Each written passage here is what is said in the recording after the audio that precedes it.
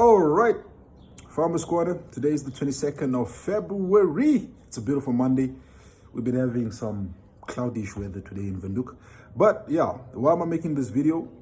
A friend of mine, we spoke this weekend and I felt that I should make this video because it might be helping some young or old farmer out there who's trying to just correct course his things. I mean, his agricultural business. So a friend of mine was asking me, Mitchell, what are the unwritten rules of agriculture? Or what are some of the things that you have seen that a lot of people don't tell you about when it comes to the field of agriculture? I said, one of those that I've seen that a lot of people do not talk about is the one shoe fits all approach. It might work in certain other fields, but it doesn't work in agriculture. What I mean by the one shoe fits all approach could be in terms of your neighbor, or not say your neighboring farmer, let's say your cousin who's farming probably up in the northern part of the country, is planting mahangu, and he's doing quite good and he's winning awards. And now you also want to plant the same type of mahangu probably in the eastern part of the country, and you also think you'd win awards, but then it doesn't work out that way. The mahangu doesn't perform that well, or it dies because of probably climatic differences, weather patterns, soil texture, and all those type of things. So that's one unwritten rule. That one shoe fits all approach in agriculture doesn't really work most of the time. The second one was always take into consideration the environment you farm in. You should know this. This is the most simplest thing. You would notice that when you travel from one point of a country to another point of a country, the environment, the type of trees, the type of plants, and the type of natural scenery changes, probably from sandy to more stony to loam, or more swampy, more watery, more dry. So these are things that you need to take into consideration when you are getting into the business of farming. I can say the third and the second one are almost similar. It's the same. Take into consideration the environment, but also carry out research. You need to be able to carry out your research on your environment you're about to farm in, the type of farming you want to do, the type of livestock you want to get involved to, the type of plants that you want to plant, the type of even if you're going to do poultry, or type of chickens you're going to farm, or the type of pigs you're going to farm. So you always need to carry out your research. Research is very important. It's one of the biggest weapon you have against any other downfall in agriculture. Also, be very good at managing problems. What I mean by managing problems, dealing with issues that arise on the farm, particularly with your livestock. Let's say a disease outbreak. Be very quick at managing and minimizing the damage from a disease outbreak. Let's say one of your cows get a coughing disease.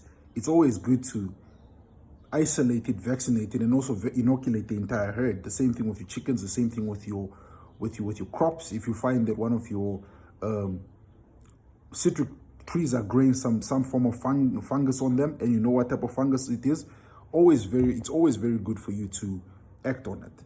What I mean by act on it is get the right pesticides, get the right chemicals, kill it.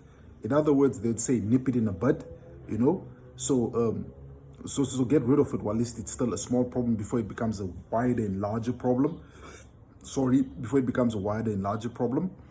The fourth one I would also say is, I think I'm at number 4 or number 5 now, between 4 and 5. I've got confused a bit there. Is also do good with money management. You know, as I always say on your farm, one farmer told me you don't get paid on a monthly basis, you get paid on a yearly basis. So in example, you can make enough money in one auction, or enough money in one sale of a bull, or enough money in one sale of your vegetable products or vegetable producers or fruit producers to last you for the entire year. So you need to be able to be very good with money management in terms of making sure that you have enough for a rainy day. For example, when your old trusted bakkie or 4x4 gets damaged, or your truck or your tractor needs a tire replacement, or one of your animals needs the veterinary surgeon to come out to assist it, probably with birthing problems, or you need to fix your old windmill, or your borehole pump is damaged. So always make sure you always have money saved for such days, because such days do come, as they call them, rainy days. Such days do come. And I think this is almost the same, like I said, better management of disasters on your farm. And also tomorrow, what if also have a mindset of what if tomorrow doesn't come?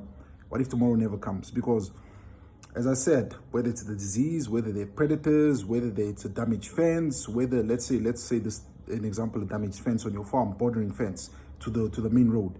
If you have an approach that it's far, the livestock or the cattle or whatever form of livestock you have will not reach that area. And then the next thing you know, tomorrow morning, you're getting calls by your neighbor that, guy, I saw 10 of your cows out on the main road and one got hit by a car. So it's always good to, when you see a problem, don't leave it for tomorrow, leave it to chance. Try and fix it and sort it out to make sure that you do not experience any losses. Another point I'd love to make is also that I know a lot of us do farming for trial and error. Not many of us had the luxury to go and study agriculture at university or study it at school. So a lot of us are experimenting. But you want to try and keep your trials and errors, particularly your errors, you want to keep them at a minimum because you don't want to make too many mistakes, because too many mistakes on a farm could be costly. As I said, you are experimenting with planting a new crop on your farm, and you took out a loan or you invested so much money in that crop, and that crop doesn't produce any produces. Suddenly you have a debt. You have a debt, or you need to pay back that money, whether you took a loan or you took some money out of your savings. You need to pay that back. So try and keep your errors on your farm to a minimum in terms of you try and keep them to a minimum that you do not lose any money, because you need money. As I said, you're working on a farm, you're your own boss, you own this farm, you run this farm, you are your own boss. You're not going to have somebody call you tomorrow and be like, Mitchell, make sure the apple plants or the pineapples or the mangoes we planted are busy flowering now. No one is going to do that. You have to do it yourself. So yeah, try and keep your mistakes to a minimum, because too many mistakes on a farm could be costly and could cost you money. So those are some of the rules that a lot of people do not want to tell you about in farming. And I hope me sharing this with my viewers and my subscribers on this page would really help somebody do a better job at his agricultural business, whichever form. Once again, I want to thank the viewers, the people that subscribe to the page, and the people that like these videos. You liking these videos gives me more courage, and more, not just courage, but gives me more appetite to make such videos and keep on uploading them. So once again, guys, thank you. Hope you guys have a very good day, and